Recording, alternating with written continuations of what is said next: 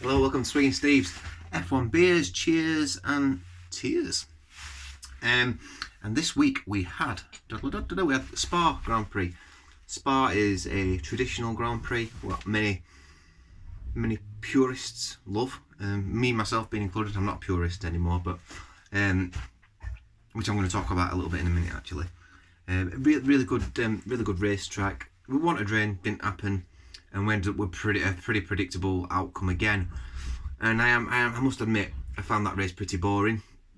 It was a bit of a shame. There was some bits that were interesting. Probably the most exciting bit for me was Lando Norris maybe coming up through the ranks at the end and potentially could have got past Albon, but he couldn't quite make it, could he? But yeah, they were doing nothing that it was predictable. Hamilton stayed at the front. Bottas was second, and then we've got Verstappen third, and then the only interest, I suppose, Ricciardo and Renault, which I'll talk about them in a minute, they made it a little bit more interesting because obviously they're all over the place this season. One route at Spain, they were nowhere, and they're here again. Sorry, there's someone drilling next door. But yeah, so overall, yeah, I mean, before I were a dad, before I had a family, I would have probably sat and watched that Formula 1, picked it apart, and maybe being a bit more positive about it. But I think you've got to be realistic, and like, the free time I have got is quite short, and I want to enjoy that time if I can. I want it to be watching things that are engaging, and at the moment Formula 1's just not that engaging, and it's a negative thing to say that, isn't it? Because I'm doing this little review thing because I'm saying that I want to promote Formula 1, and I want to I'm sort of an ambassador for it in many regards. But I'm struggling at the moment to even do that because it's predictability. So hopefully the new regulations in 2 years' time now will change things and mix things up a little bit. And the changing of the guard, and some drivers leaving, some drivers staying, will make things interesting. So anyway, let's go through the race itself, and let's go through who I want to give cheers to, who I want to send my tears to. I'm not drinking a beer again today because I've still got a bit of a sore throat. I'm chewing a gum now, like a menthol gum. American IPA. That's what I would have had today. So rebranding at Aldi. That looks like their Harper stuff now. I reckon that's what would have been Wild Bill's IPA. Is now American IPA. I will review that at some point and let you know what I think. So yeah, £1.09p from Aldi for 500ml. So let's start off then. So qualifying, again, Gasly did pretty well. Ricciardo really good in qualifying. Norris, not so good. Norris is kind of like, Sainz is up there and Norris is there a bit. And it's almost role reversal this year. And obviously with the results as well going Norris's way, but not Sainz's way. So, yeah, quite interesting. But apart from that in qualifying, Russell got to Q2 again, which was really good. I think we're about 13th or 14th, I think, weren't it, in the end? He had a good innings. But obviously, this ended up dropping back as the race goes on.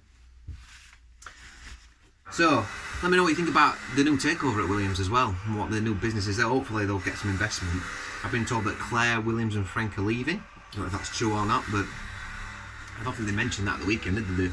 They made it sound like they were staying. Well, I don't know. So, yeah, so my first cheers, if I had my glass, would go to Renault. What a race from this weekend. Wow. A collective of something like 30 odd points, which has really shot them up. And they're just behind McLaren now. And they were nowhere at the beginning of the season. So what a race for them. Ricciardo in particular, fantastic qualifying, showing that he is the strongest driver in that team, and that he probably does deserve a drive in a top seat, Ricciardo. I don't care what anybody says. I know he gave up his seat at Red Bull, but we all know that Verstappen's the golden boy there. So, yeah, really good race for Ricciardo. One of my favourite drivers. I like Ricciardo a lot. Good personality, exciting to watch. Real racer, fast qualifying. Yeah, honest, fair. I rarely see him do stupid manoeuvres or stupid mistakes. Really top driver, in my opinion. Ocon did alright. Well, Ocon did do well. He came just behind, didn't he? I think. Is that right? So yeah, for me, Renault get a thumbs up. Renault team as a whole, really positive weekend. They all did really well. Particularly Ricciardo, sorry. But yeah.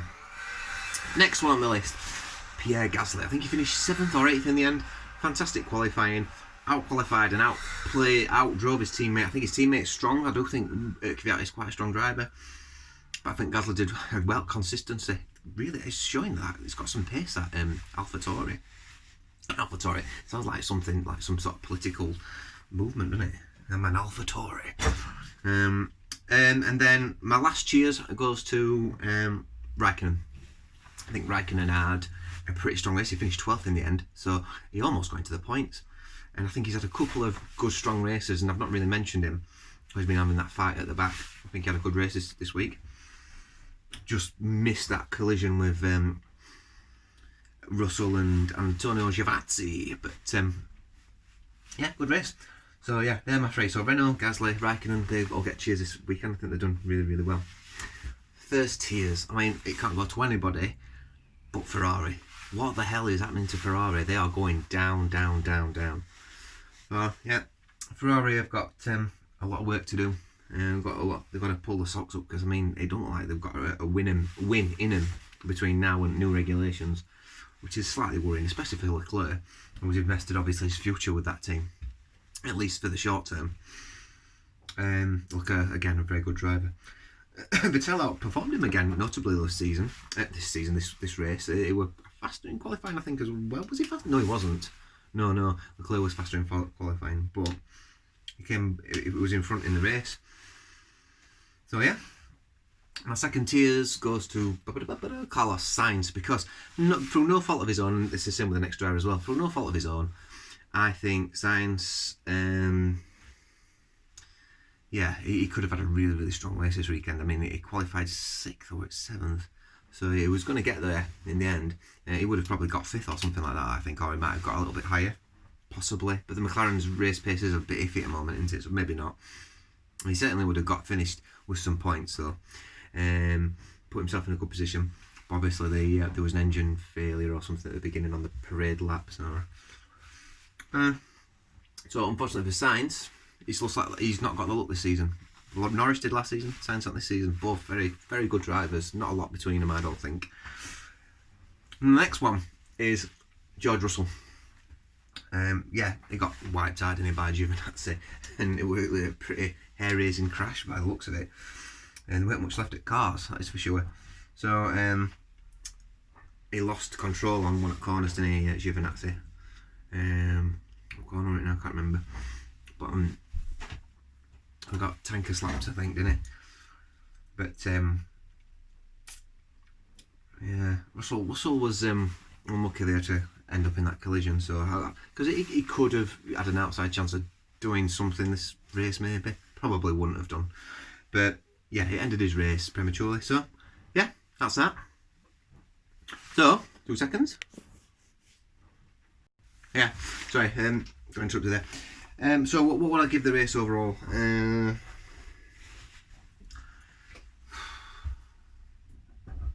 4 out of 10. 4 out of 10 for Spa this year. Some people might think that's a bit harsh, but I weren't very interested this race, really. So hopefully Monza will throw up a few more interesting. I think some of the new races might do. We've got Portugal coming back in. We've got Turkey, I think. So I believe. What else is coming in? Imola? Is Imola in? I'm sure Imola's in. So yeah, we should have some more interesting racing. Hopefully, all being well. Some different circuits. We need some reliability issues, don't we? Mercedes. That's what we need. Or COVID to play a role in this a little bit. It's an awful thing to say that. No, I hope nobody has COVID in Formula 1. Or if they do, it's just like what Perez had, and they has to miss a few races, that sort of thing. You know what I mean? But yeah, we need something to spice it up a bit this season, because it's all right, isn't it? It's a bit of a shame because we all had expected no Formula 1 this season, so I should be grateful, really. I should be grateful that we've got any racing at all. But I've been Swinging Steve. Let me know what you think in the comments below. Thanks for watching, and I'll see you next time. Bye.